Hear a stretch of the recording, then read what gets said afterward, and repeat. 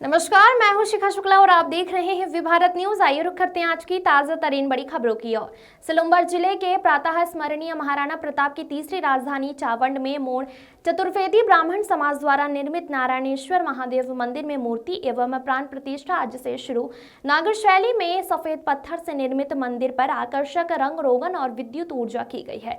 कार्यक्रम के तहत सुबह प्रतिमा का नगर भ्रमण और कलश यात्रा निकाली गई। यात्रा प्रताप स्टेडियम से होकर रावला चौक, पुलिस चौकी, नरसिंह माता टेक, नारसिंह माता तेली खुट बस स्टेशन, प्रसाद रोड, आदर्श बाजार से हनुमान जी मंदिर पहुंचेगी, जहां कलश में जल भरकर देवड़ा गली होते हुए यज्ञशाला पहुंचेगी।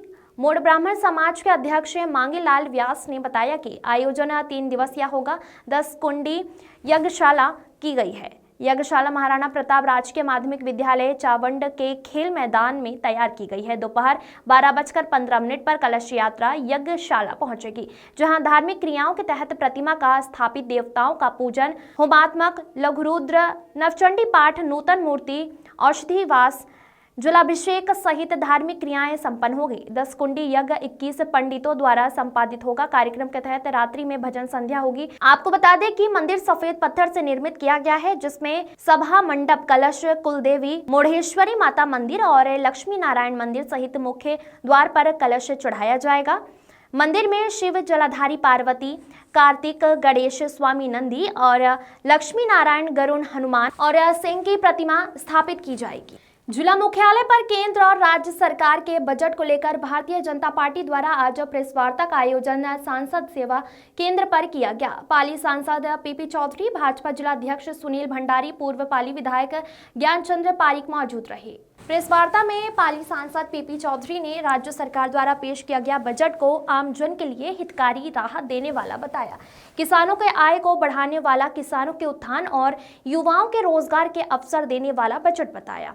प्रेस वार्ता में उन्होंने बताया कि सरकार सुशासन दे रही है। बजट में पाली जिले को बहुत कुछ मिला है। राज्य सरकार ने इस बजट में जिले को करोड़ों रुपए की सौगात दी है। सरकार ने जिले के युवाओं को रोजगार देने के लिए नए औद्योगिक क्षेत्र स्थापित करने की सौगात दी है। पाली की प्रदूषण की समस्या से निजात के लिए सरकार ने प्रदूषण नियंत्रण कक्ष स्थापित कर उचित प्रबंधन के लिए भारी बजट किया। तो वहीं तखतगढ़ में खेल स्टेडियम की स्वीकृति, देसूरी अस्पताल को उपजिला अस्पताल की स्वीकृति, जिला मुख्यालय पर आर्थिक रूप से कमजोर छात्राओं के लिए छात्रावास की स्वीकृति प्रदान की गई है। साथ ही सरकार ने सोजत क्षेत्र एवं मारवाड़ जंक्शन क्षेत्र के अनेक गाँव को जवाई बांध जलपूर्ति योजना से जोड़ने के लिए 13 करोड़ रुपए की स्वीकृति जारी की है। राज्य सरकार द्वारा जिले को इस बजट में करोड़ों रुपए की स्वीकृति प्रदान की गई है। प्रेस वार्ता में अनेक भाजपा के वरिष्ठ पदाधिकारी मौजूद रहे।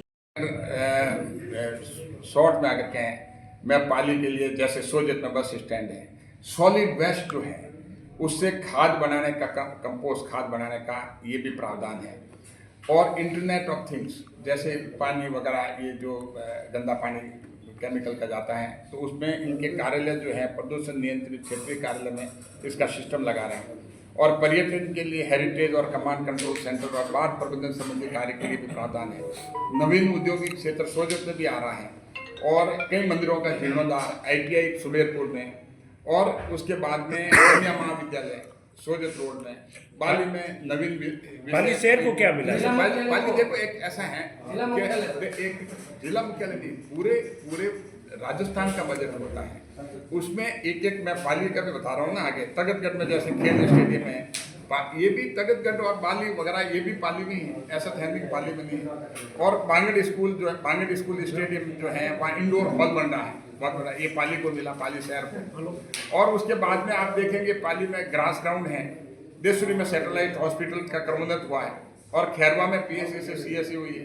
देसूरी में सामुदायिक स्वास्थ्य उप जिला चिकित्सालय बन रहा है, और जिससे कि कम से कम यहाँ पर जो प्रेशर है आप कह रहे हैं मेडिकल का, जो वो कम पड़ेगा। और उप स्वास्थ्य केंद्र से स्वास्थ्य में बदलने में भावरी वाला जो किया है। और गर्ल्स हॉस्टल, पाली का छात्रा, आपने कहा पाली में क्या, पाली में आर्थिक कमजोर वर्ग महाविद्यालय स्तरीय पाली का छात्रावास बनेगा। जो आर्थिक रूप से कमजोर है, लोग बच्चियां पढ़ा नहीं सकते, और वास्तव में इसकी बहुत जरूरत थी।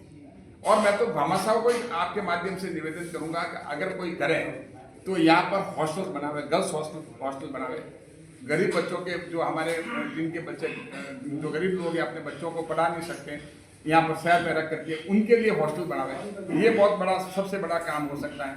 जैसे और भी जो है कोसी के लिए भी, बिलाड़ा पीपाड़ के लिए अम्बेडकर छात्रावास बन रहे हैं वहाँ पर, और बाड़िया ये अपने उसके बाद में नहरों का निर्माण जो है भाखली बांध वगैरह का है, फुलाद बांध का जो है वहाँ सोलर संयंत्र लगा करके वहाँ पर करीब 5 करोड़ 90 लाख का पीने के पानी का, गुड एंडला में बहुत बड़ा फिल्टर प्लांट बनकर करीब 21 करोड़ का फिल्टर प्लांट बनेगा, और जिससे पाली के ऊपर जो है प्रेशर कम बनेगा पानी का, और पाली के 10 व रानी के 2 गांव में और Gundoj optic soda filter plant से जोड़कर करीब 8 करोड़ का वहाँ पर 43 लाख का प्रावधान रखा गया।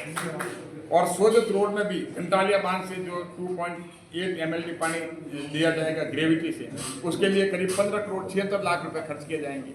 और मारवाड़ जंक्शन से जार्डन से जवई बांध का पानी उपलब्ध कराने के लिए 13 करोड़ और करीब 8 लाख रुपए खर्च किए जाएंगे। और सावलता से जीवन कला और ठाडा जीवन कला सड़क पर करीब सड़क के लिए करीब 6 करोड़ 62 लाख, और जीवन कला से पुल निर्माण के लिए 4 करोड़ 25 लाख। और ये तो सारा जो है ये हर जिला जो है, हर जिला इस बजट में किसी न किसी रूप में कवर किया गया है। और पूरा बजट जो होता है वो कोई एक अलग अलग उसके लिए नहीं होता। हमें बजट, हम देखते हैं कि बजट को विकसित राजस्थान की तरफ कैसे ले जा सकता है, ना कि कोई विकसित एक पर्टिकुलर टाउन की तरफ। विकसित राजस्थान, और विकसित अगर राजस्थान होगा जहाँ जहाँ जिसकी जरूरत होगी वो मिलेगा। और पाली के लिए जितना मिला, पाली तो देश में 12 जिला है अगर माना जाए, 12 इंडस्ट्रियल एरिया जहाँ पर रिकॉग्नाइज हुए हैं, 12 इंडस्ट्रियल एरिया दिए गए हैं, उसमें एक पाली है। 750 जिले हैं देश में, जिसमें से 12 जिलों में से पाली। इससे बड़ा पाली को तोहफा कोई प्रधानमंत्री मोदी जी के द्वारा सबसे बड़ा तोहफा दिया गया है। इन दिनों में करीब आप देखिए नई भर्तियां जो हैं हमारे युवाओं के लिए खास कर करके करीब 1,25,000 जो हैं वो नई भर्तियां होगी, और 50,000 नए कनेक्शन, कृषि कनेक्शन दिए जाएंगे, और 5 लाख डोमेस्टिक कनेक्शन। और उसके साथ साथ करीब 25 किसानों को 25,000 करोड़ रुपए लोन देने के प्रावधान के लिए आवंटित किया है। और गोपाल क्रेडिट कार्ड के लिए करीब 25 परिवारों को ब्याज मुक्त लोन मिलेगा। और पहले जो निःशुल्क जो था बिजली के यूनिट वो 100 थी, अब बढ़ा करके 150 कर दिया है। और सामुदायिक सोलर प्लांट लगाने का भी प्रावधान किया गया है।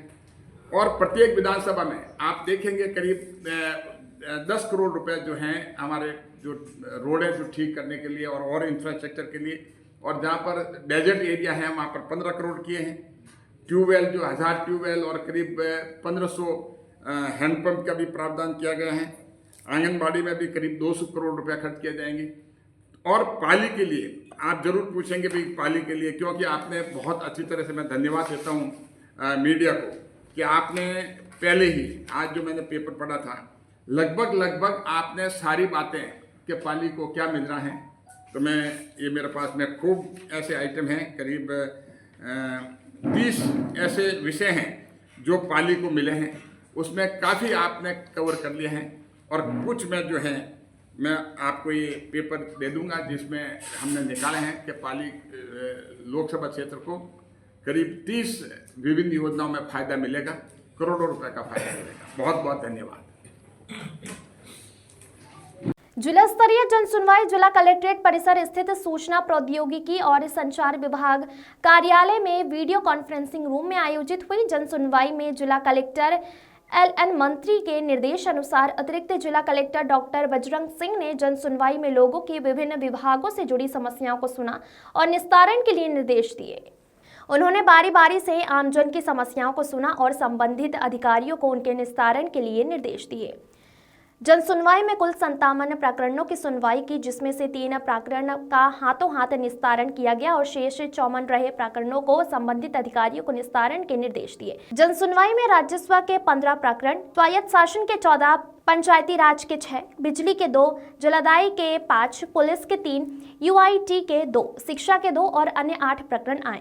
साथ ही रसद, कृषि और सहकारिता विभाग के प्रकरणों की सुनवाई कर संबंधित अधिकारियों को निर्देश दिए गए हैं। उन्होंने संपर्क पोर्टल पर दर्ज प्रकरणों के निस्तारण की समीक्षा की और अधिकारियों को समयावधि के निस्तारण के निर्देश दिए हैं। आयोजित वीसी में जयपुर से मुख्य सचिव और अन्य अधिकारी भी वर्चुअली जुड़े। इस अवसर पर प्रशिक्षु आईपीएस उषा यादव, अतिरिक्त जिला कलेक्टर अश्विनी सिंह, जिला परिषद सीईओ मुकेश चौधरी, नगर निगम आयुक्त नवीन भारद्वाज और अन्य विभिन्न विभागों के जिला स्तरीय अधिकारी उपस्थित रहे और ब्लॉक लेवल अधिकारी वीसी से जुड़े। भाजपा जिला अध्यक्ष सत्येंद्र पाराशर ने बताया, राजस्थान के मुख्यमंत्री भजनलाल शर्मा गरीब किसान के बेटे हैं, युवाओं के चहेते हैं और नारी शक्ति की समृद्धि और सम्मान में विश्वास रखने वाले हैं।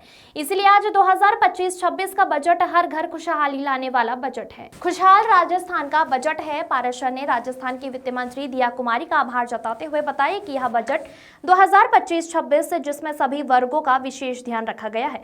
वित्त मंत्री दिया कुमारी ने प्रदेश में पंडित दीनदयाल शहरी विकास योजना की जो घोषणा की है, जिससे शहरों में शिवरेज, ड्रेनेज, सैनिटेशन और वेस्ट डिस्पोजल की घोषणा से शहरों में विकास को नए पंख लगेंगे और 70 वर्ष से अधिक आयु के वृद्धजनों को घर पर ही निशुल्क दवा उपलब्ध कराने, ट्रक और बस ड्राइवर के निशुल्क नेत्र जांच, मां नेत्र वाउचर योजना के तहत जांच के बाद निशुल्क चश्मे वितरित करना, सामाजिक सुरक्षा पेंशन में वृद्धि करना।